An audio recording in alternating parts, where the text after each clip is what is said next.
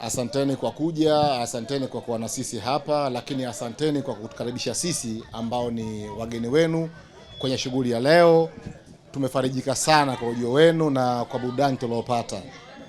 Mimi ni shabiki sana wa muziki na nitamani hapa tusimalize tuendelee kucheza tu moja kwa moja, kwa sababu unajua muziki una raha yake.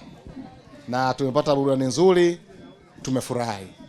Lakini kilichotuleta hapa sio muziki, ni mpira. Na sasa tuzungumze mpira kwa muktadha uliotuleta hapa. Tumekuja sisi kama wana Azam kujumuika na wana Azam wenzetu waliopo hapa. Kwanza ni kutambulisha kadi zetu ambazo zimezungumzwa hapa sana, ambazo ndio kiunganishi kati ya shabiki na klabu.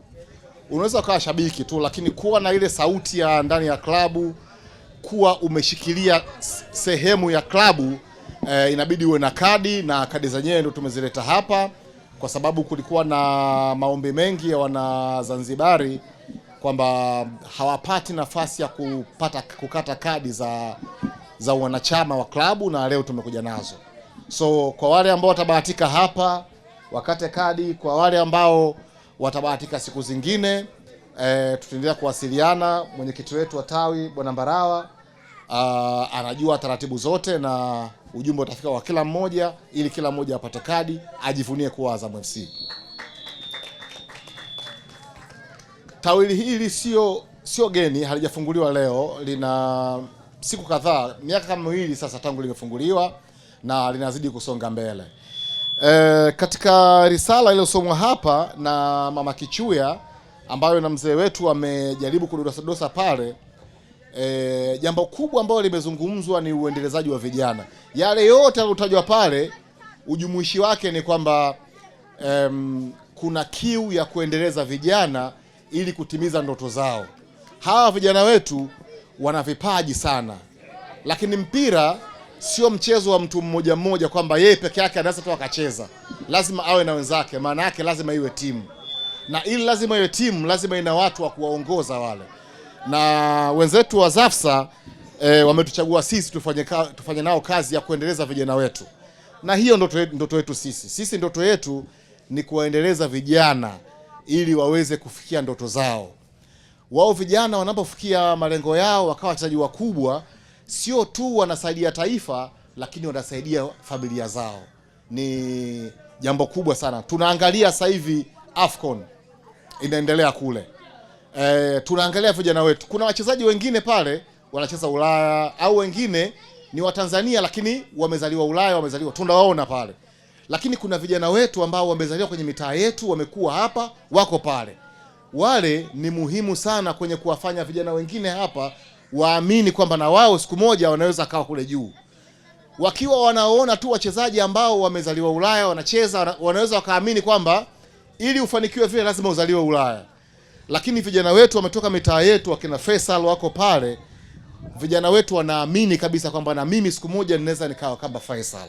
Ni jambo zuri sana. Sasa sisi lengo letu ni kufanikisha hilo, kuwasaidia vijana hawa wafikie kule. Nimemtaja Faisal hapa kwa makusudi kwa sababu na yeye ni miongoni mwa vijana waliopita Azam FC wakiwa wadogo. Kabla hawajakuwa wakubwa hivi walivyo, wakiwa wadogo walipita Azam FC wakaendelezwa kama wengine wengi ambao wako pale. Na leo hii ni vijana wakubwa na wanafanya kazi nzuri. Na wengine bahati mbaya tu majeraha na nini wako pale, lakini wakina Mudathiri Yahya vijana wetu pia, lakini hawako pale kwa sababu ya majeraha, lakini angekuwa mzima angekuwa pale. Sasa walichokisema ndugu zetu wa Zasfa jambo la msingi sana, lakini ili tufanikishe hili kuna vitu vinahitajika: umoja wetu, nguvu zetu, na hiyo ndo maana zile kadi pale.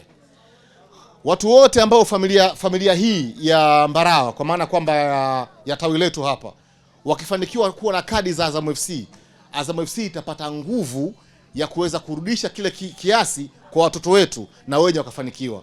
Kwa sababu samani kidogo, hiki kilichotajwa hapa, elimu kwa wachezaji,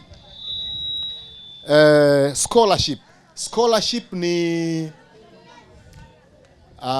ni nafasi kwa watoto kwenda kupata masomo zaidi mbali na kwao. Ukisema mbali na kwao, kwa mfano anaweza akatoka hapa akaenda Azam FC pale Chamazi au akaenda nje ya pale. Sasa hiyo unazungumza ni pesa, unafahamu eh?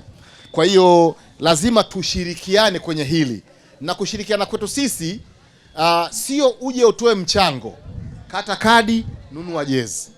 Jezi utavaa mwenyewe, kadi utakuwa nayo mwenyewe.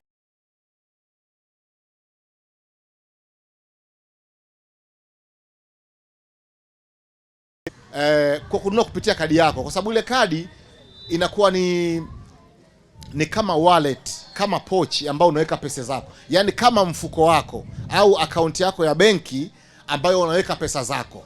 Sasa zile pesa ambazo zimo kwenye ile akaunti yako, ukienda kununulia bidhaa unapata hizo bidhaa kwa bei ya punguzo.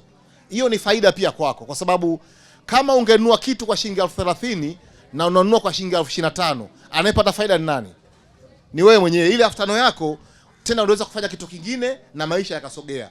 Lakini kwa kufanya hivyo pia sio tu unapata faida wewe, pia unamsaidia mtoto wa jirani yako ambaye ni damu yako pia aweze kuendelea mbele. Ndio maana tunawasisitiza sana tukate kadi ili tuweze kufanikisha malengo yetu kwa pamoja. Sio siku ya kuongea sana. Mimi natamani sana nikimaliza hapa tena nione vijana wengine wakicheza angalau hata katika wale sio walioshindwa, katika wale walioingia 4 bora, wale wengine tena tunaweza tukapata mwingine pale. Watu wamemchagua sana mmoja, lakini labda mwingine pale anaweza kupatikana na tukafurahi naye pamoja. Kwa hiyo cha msingi jamani, tukumbuke hilo kwamba klabu inawaomba kama wanachama kukata kadi, kununua jezi ili kuwasaidia vijana wetu watimize ndoto zao, familia zetu zitimize ndoto zao, na taifa letu litimize ndoto zake. Huo ndio ujumbe mkubwa wa leo, na nawashukuru sana kwa kufika. Tushirikiane tuweze kutimiza ndoto zetu. Azam FC, asanteni sana.